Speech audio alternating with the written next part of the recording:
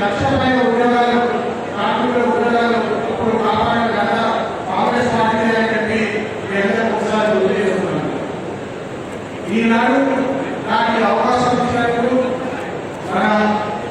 ప్రియతమ మంత్రి గారు శ్రీధరరావు గారు నన్ను ఆశీర్వదించి మీరందరూ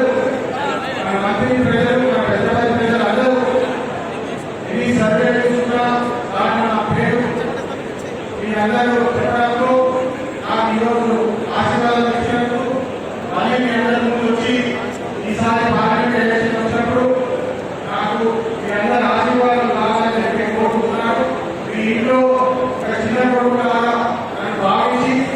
నాకు మీరు ఆశీర్వాదం ఇస్తే పార్లమెంట్ లో మన మంత్రి కావడానికి మన పెద్దవాళ్ళకి రావడానికి అనేక అవకాశాలు, మన ఉద్యోగాలు, మన నీళ్లు, మన రోడ్లు కోసం పోరాటమై నేను మన పెద్దవాళ్ళ ప్రాంతానికి తీసుకొస్తానని చెప్పి మంత్రి శ్రీధరరావు గారి ఆశీస్సులతో ఇక్కడ ఉన్న 7 20 ఆశీస్సులతో నేను ఈ అందరి సోదరు